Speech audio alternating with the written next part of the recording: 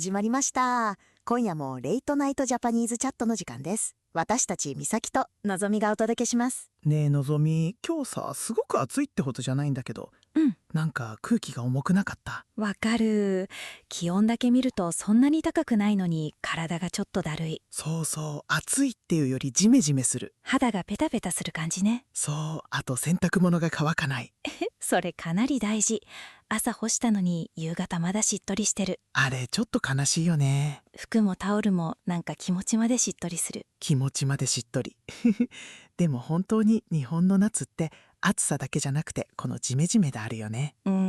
外国から来た人も日本の夏は思ったより重いっていう人多いかも。今日はその蒸し暑いっていう日本語と日本のジメジメした夏について話してみよう。まず蒸し暑いって言葉面白いよね。暑いだけじゃなくて蒸すがついてる。蒸すって料理の蒸す？そうそう、野菜を蒸すとか肉まんを蒸すとか。じゃあ私たち夏に蒸されてるの？ちょっとだけね。日本の夏、巨大な蒸し季節。やだ人間せいろ。でも感覚としては近いよね。空気に水分が多くて体にまとわりつく感じ。だからただ暑いより逃げ場がない感じがする。そう、カラッとした暑さとジメッとした暑さは全然違う。カラッとは乾いてる感じ？空気が乾いていて日差しは強いけど風が吹くと少し楽みたいな。でもジメッとは風が吹いてもなんかぬるい。そう、ドライヤーの弱い風みたいな。嬉しくない風。嬉しくない風。でもその感じを日本語では蒸し暑いって言うんだよね。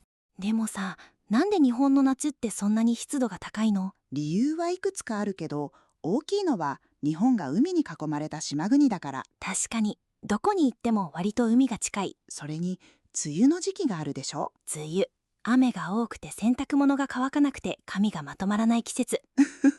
説明が生活すぎる。大事でしょ？髪大事。梅雨で空気に水分が多くなってそのまま夏に入るとジメジメした暑さになりやすい。しかも夏は南から湿った空気も来るんだよね。そう、暖かくて湿った空気だから気温がそこまで高くなくても体感としてはしんどいことがある。体感、実際の数字じゃなくて体で感じる暑さ。そう、例えば同じ30度でも湿度が低い30度と湿度が高い30度は全然違う。湿度が高いと、あれ？今日まだそんなに暑くないはずなのになんで疲れるのってなる。そう、それが日本の初夏から夏のちょっと厄介なところ。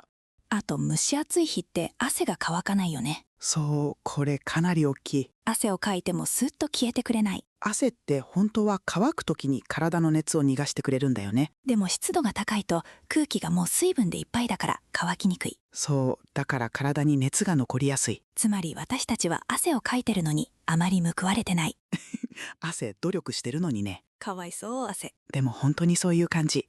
体が涼しくなりにくいから余計にだるく感じる。だから外国の人が日本に来て30度くらいなら大丈夫でしょって思ってても外に出て5分で違うってなる。日本の夏、自己紹介が強い。はじめまして、蒸し暑さです。帰ってください。帰ってほしいけどしばらくいるんだよね。でもさ、昔の人ってクーラーなかったんだよね。そう、ただ温度を下げるだけじゃなくて見た目とか音とか風で少しでも涼しく感じる。例えば打ち水？そう、道や庭に水をまくこと。水をまくとちょっと涼しくなるんだよね。見た目にも涼しいし地面の熱も少し下がる。あとすだれ。すだれは竹や足で作った日よけみたいなものだね。窓の外にかけるやつ。そう、日差しは和らげるけど風は通す。いいね。現代のカーテンよりちょっと夏っぽい。あと風鈴。風鈴、音だけで涼しい気がする。そう、チリンって音がすると風が来たってわかる。実際にはめちゃくちゃ暑い日もあるけどね。そこは正直にいいよ。風鈴だけでは勝てない日もある。でもその少しでも涼しく感じようっていう工夫が日本の夏にはたくさんあるんだよね。うちわもあるよね。あるある、丸い手で持つ扇みたいなもの。祭りとかでよくもらう。会社の名前が入ってたりね。急に生活感。でもうちわで自分を仰ぐとちょっとだけ風が作れる。ちょっとだけね。ちょっとだけ。でもそのちょっとが大事。あと浴衣も涼しそうに見える。浴衣は夏の着物みたいな服で見た目が涼しげだよね。でも実際に着ると暑い日もある。それも正直にいいよ。見た目は涼しい、本人はちょっと頑張ってる。あと最近だと緑のカーテンも聞くよね。ゴーヤとか植物を窓の前に育てるやつ。そう、植物で日差しを遮る。見た目も涼しいし、ゴーヤも食べられる。一石二鳥。でもゴーヤ苦い。それはまた別の回で話そう。それから日本の夏は食べ物でも涼を取るよね。冷たい麺とかかき氷とか。そう、前の回でも冷やし中華とかそうめんとか話したよね。日本とりあえず冷やしがち。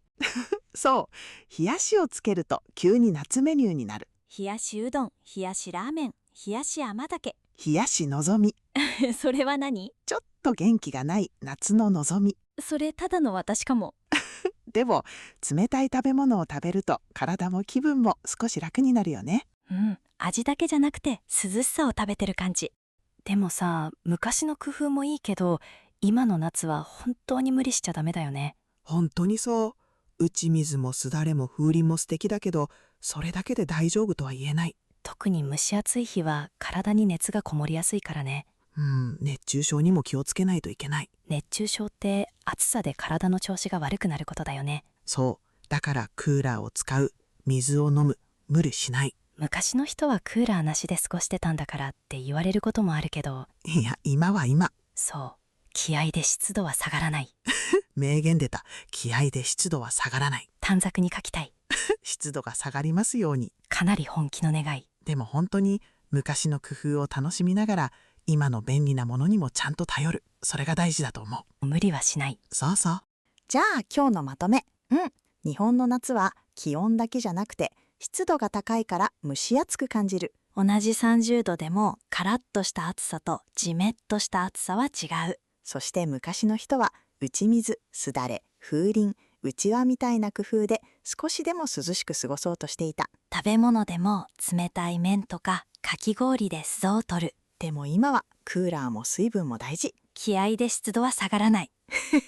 今日の名言それだね。皆さんの国の夏はどんな夏ですか？乾いてる？蒸してる？